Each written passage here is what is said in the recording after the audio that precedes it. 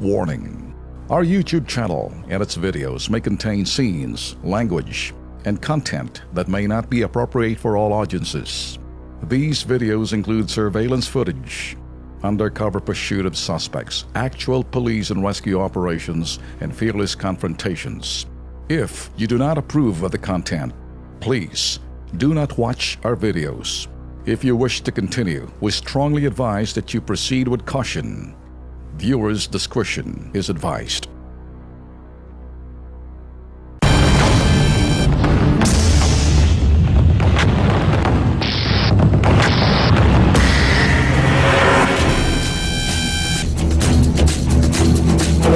Okay, nilalatag ngayon ang bitag ang patibong laban dito sa Dr. Hart. Sa loob mismo ng Campo Crame meeting place. So titingnan natin kung ma-execute namin sa tulong ng CIDJ yung entrapment.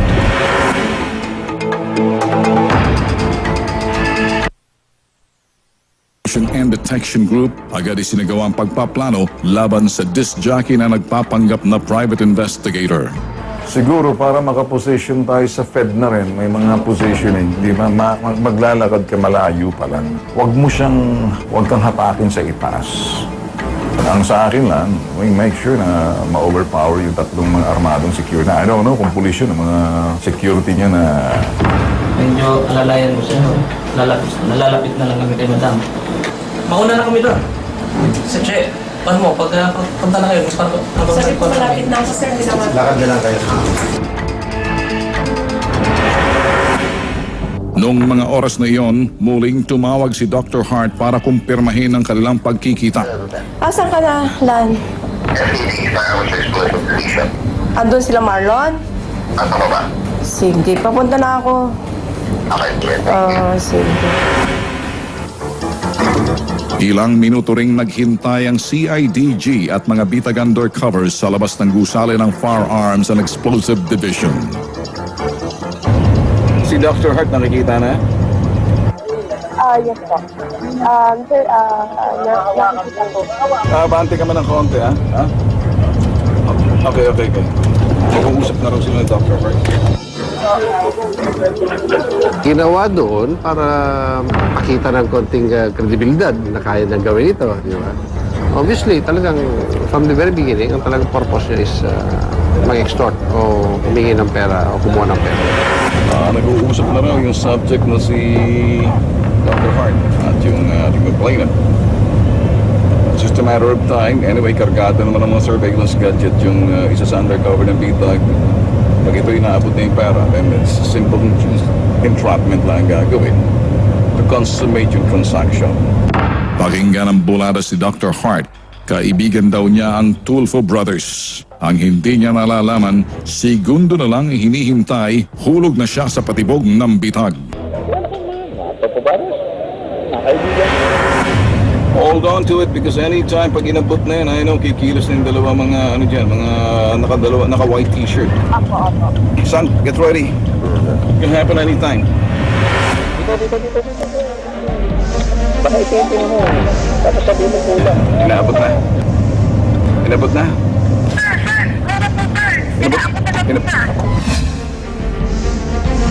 Kaya po isa lang yung pera. Pulis ka? May baril to.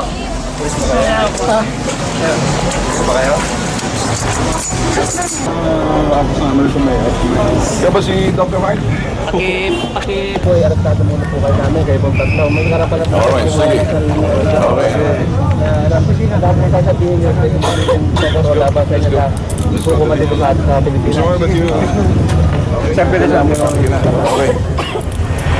Nahulog din sa bitag si Dr. Hart. Sa amin dalawang kanyang security, armado nga. Kinagat niya yung pain. Kaya dediretso ngayon tayo sa CIDG NCR para may process, arestado itong tatlo. Ang bogus na private investigator na aresto matapos isagawang kanyang modus sa loob mismo ng Campo Crame. Are you a licensed investigator? Do you have a license? I don't have any license. No, you don't have any business to do that. I don't think that you have any business to offer any business transaction in the absence of any contract or terms of engagement so much with her, and you take money, and then you say it's a mobilization fee. What do you mean by mobilization fee? I told her that I'm going to rent a house for my people. I'm going to rent a car. Do you have that in the contract? We don't have that in the contract. Ang private investigator na si Dr. Hart tila hindi pa rin nagigising sa katotohanan. Walang bakas na pagsisisi sa mukha ng dorobong nagpapanggap na private investigator. Pinakatakbuhan mo ako eh. Hindi na ako makasingil, nagdabuhan mo ako. Makinig ka. Ba't ka naniningil ng serbisyo na wala kang kontrata, usapan, laway lang, tinatakot mo? Yun ang pagkakamali. Pakinggan mo ako. Wala kang karapatan gumawa ng ganitong klaseng serbisyo. Serbisyong panggagancho, serbisyong panggigipit, extortion, intimidation, coercion, lahat naghalo na. That's a modus. Bibitagin kita. Are you a licensed private eye? And if you're not a licensed private eye, don't play with this kind of game. You understand? I am just using what I learned from our profession as media man. You are a disc jockey. You get me? You play records, you spin records, you don't investigate. Listen to me. Radio commentator from other radio stations. Commentator. Sige. Ito ba ang trabaho ng commentator? Are you a journalist by profession? I could consider my surpassing. Shut the You are house show. So ngayon, para sa akin, nabitag ka na. Maging ang personalidad ng VIP security ni Dr. Hart inalam ng bitag. I'm asking you, meron ba kayong formal na training? Wala. Kayong dalawa, kasangkapan kayo ng modus niya. Tingnan nyo, etong trabaho ninyo, modus operandi, panluloko. Ang nakikita po natin dyan is staff. So, depende po dun sa kalalabasan po ng kan, verification sa PED. Meron pong mga papers yung mga baril na na-recover dun sa dalawa, sa bodyguard. Purely panloloko yan. That's swindling. Estafa yan. Kung magfo-fall sa estafa yan, 6 months and 1 day to 6 years. Sa ipinatutupad ng batas ng kapisanan ng mga broadcaster ng Pilipinas o KBP, mariing ipinagbabawal ang anumang uri ng pangingikil ng mga mamamahayag.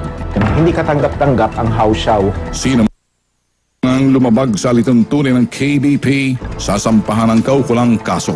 Hindi lang yung individual na broadcaster yung accountable sa kanyang aksyon, kundi yung mismong istasyon ng radyo, papaparusahan din. Pansamantalang nakalaya si Roland Alan Season alias Dr. Hart at ang kanyang dalawang bodyguards na sina Domingo Bien at Marlon Tiboli matapos makapagpiyansa ng halagang 100,000 pesos bawat isa. Sinubukan makipag-ugnayan ng bitag sa Manila Broadcasting Company para alamin ang tunay na katauhan ni Dr. Hart. Bagamat tumangging magpaintay, inumpera man ni Ellen Fulido, Human Resources Head ng MBC, na matagal nang tinanggal si Dr. Hart sa kanilang kumpanya dahil sa iba't ibang kasong kinasangkutan nito. Patuloy ang investigasyon ng National Bureau of Investigation at Criminal Investigation and Detection Group sa kasong pagpatay sa anak ni Evelyn.